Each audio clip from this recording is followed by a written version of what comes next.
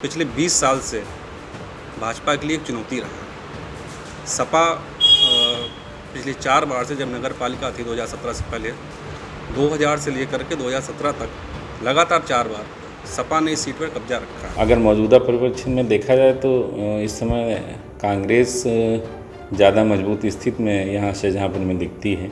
निकाय चुनाव में मेयर इलेक्शन में किसी सीट पर सबसे ज्यादा ध्यान अगर अखिलेश यादव का होगा तो वो है शाहजहाँपुर की सीट, क्योंकि इस सीट पर पहली बार चुनाव होने जा रहा है। लेकिन इससे पहले जब नगर पालिका चेयरमैन की बात हुई तो 4 बार यहां से समाजवादी पार्टी ही जीती।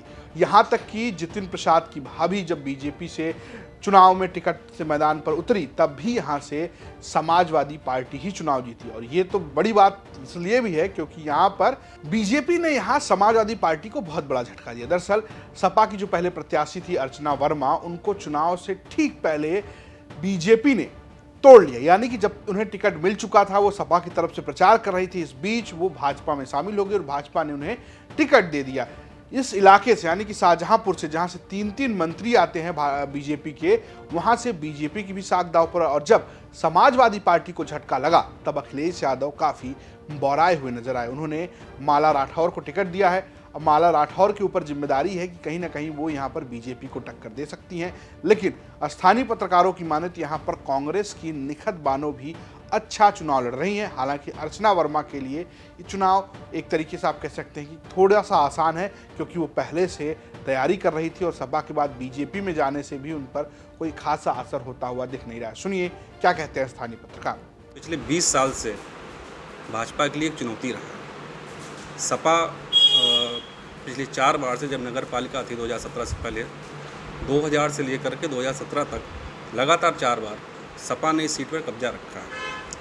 तो सपा के सामने भी एक बड़ी चुनौती है कि अपने इस किले को बरकरार रखें, और भाजपा के सामने ये चुनौती है कि जिस ज़िले में उन्होंने 6 की 6 विधानसभा सीटों पर जीत हासिल की हो, वहाँ पर नगर निगम महापौर का चुनाव जो पहली बार होने जा रहा है उस पर जीत हासिल करना उनके लिए नितांत जरूरी है।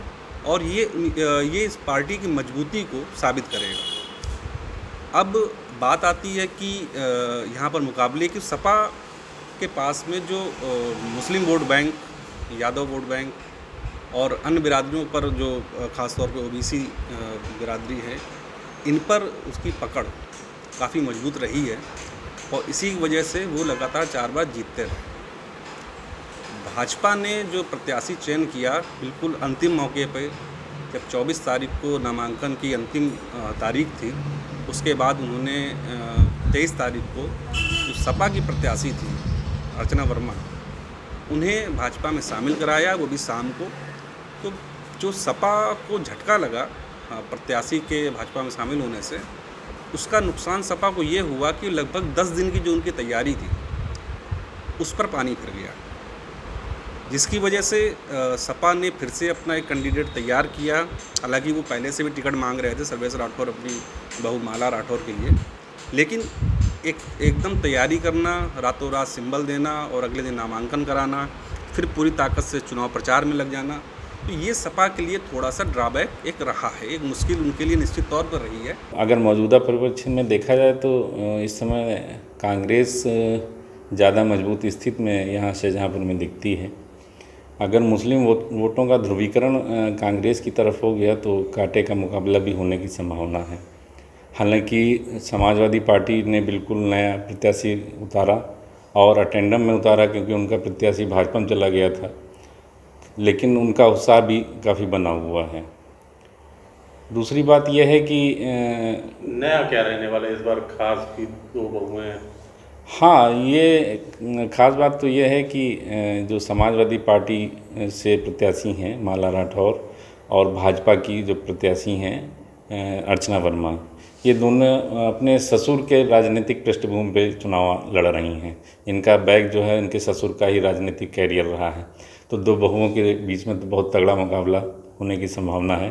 कुल मिलाकर शाहजहाँपुर की सीट पर सपा के साथ साथ सभी लोगों की निगाह टिकी होगी। क्या समाजवादी पार्टी पहली बार जो मेयर सीट बनी हो जिस पर उसका कब्जा रहा है नगर निकाय चुनाव में, क्या वो बरकरार रख पाएगी, ये बड़ा सवाल है। फिलहाल ये स्टोरी आपके लिए भेजी थी शाहजहाँपुर से हमारे सहयोगी विनय पांडे ने, प्रस्तुत किया मैंने रजत ने, और कैमरे के पीछे सिद्धार्थ। देखते रहिए यूपी तक। नमस्कार।